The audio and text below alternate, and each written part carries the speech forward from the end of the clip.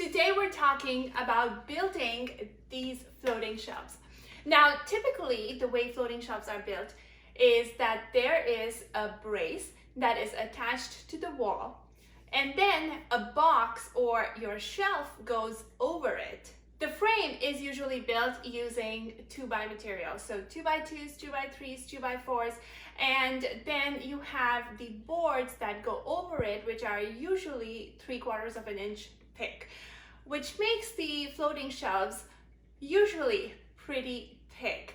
And what I was going for was floating shelves that would be in the range of about 2 inches. So in trying to figure out the best way to make these shelves thinner, I actually came across my friend Sarah from Ugly Duckling House's tutorial, where she makes the braces out of 1x2 boards. Her shelves are actually 1.5 inches thick, and they are a great option if you are going to be painting your shelves.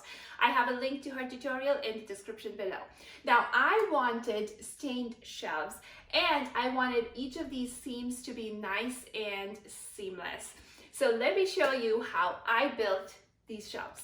We're going to start with the smaller shelf. This is about 20 inches wide, and we do have 2 studs right here, which is awesome. But I still don't think that 2 studs are going to be enough to sort of handle this, because there's going to be plywood on top and on the bottom, so it has to take the weight of the plywood and anything else we would put on it. We're not going to be putting too much weight on it, just like some cups and glasses and stuff, but we still want to make sure that it's built tough.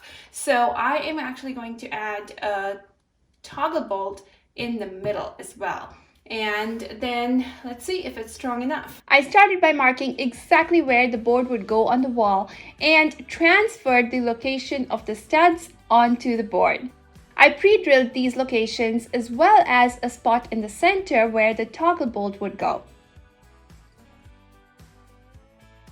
Then, with the board back aligned on the wall, I transferred the location of the toggle bolt into the wall by drilling through it.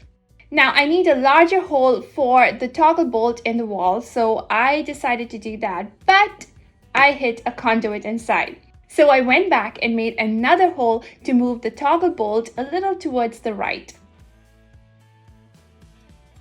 To attach the toggle bolt, you need a hole in the board that is large enough to allow the bolt to go through. In my case, this was 1/4 inch. I added the butterfly nut to the back and inserted that into the wall. And then I tightened the bolt until the board was nice and snug. Then I went ahead and attached 4-inch structural screws directly into the studs. The board is pretty well attached to the wall at this point, and I was very comfortable with how strong it was. Now for the rest of the frame, I cut up 1x3 boards to 6¼ inches. The best way to do this in extremely reproducible sizes is to set up a fence on the miter saw so that you can just go ahead and keep cutting. I made pocket holes on both ends of these boards.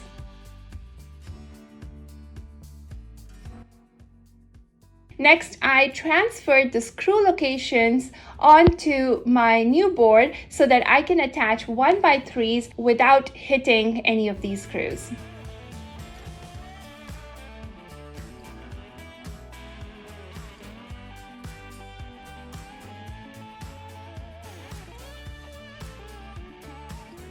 I attached this to the board on the wall using pocket holes and wood glue. You do need clamps to keep it in place because you need everything to be really well aligned.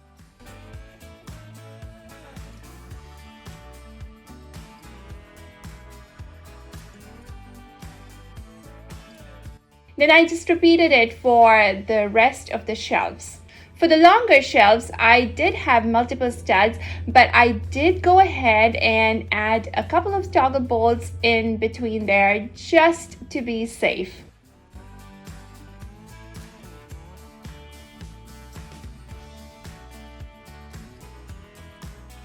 And since this shelf had a wall on the side, I decided to go ahead and use that, and I added a board for support there as well. Now there was no stud in that area, so I went ahead and added a toggle bolt while also attaching it to the long board using pocket hole screws to make everything strong and stable. Then I added the rest of the brace, and of course I needed lots and lots of clamps to keep everything in place while I went ahead and screwed in the pocket hole screws.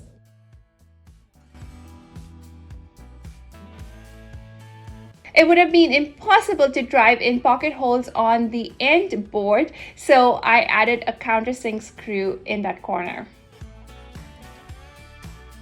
Now let's build the shelves. I am using 3/4 inch oak plywood. I set up the table saw at a 45-degree angle. The table saw fence is at 9¼ inches because the total depth of my shelf is going to be at 10 inches. You want to be careful with the direction of the angle. For the front and the side faces, I cut up 2¼ inch strips with a bevel on both sides. On my table saw, that setting was 1.5 inches for the fence because you are pushing the long edge across the fence and the short edge on the other side is across the blade. To make the cross cuts, I actually took it over to my miter saw. I set it up at a 45-degree bevel and made all the cuts.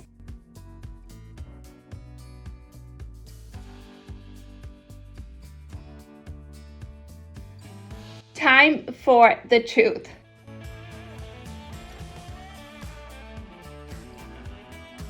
It fits pretty well, so I went ahead and I glued and nailed them all together.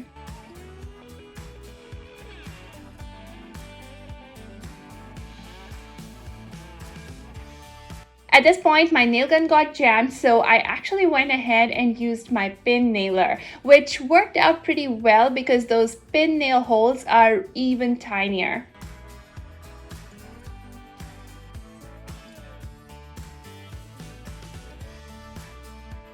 The larger shelves were a little bit harder to hold up together, so I used a bunch of clamps to keep it all together while I nailed it and glued it in.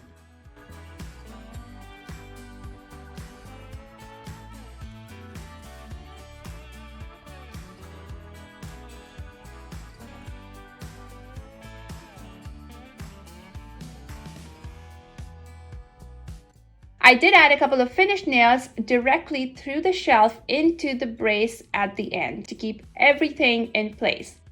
Now you can see over here that the seam, even though it is pretty tight, it is not perfect. So to make this perfect, all you need to do is run a long shafted screwdriver along the edge and then use a sanding sponge to sort of sand down the corners, and that will give you a nice perfect edge.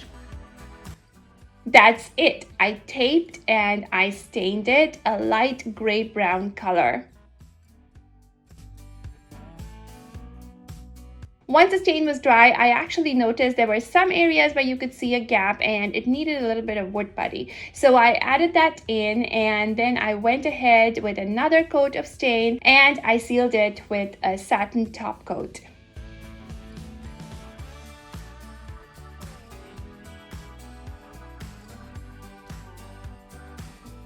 These shelves are the final project in my kitchen makeover.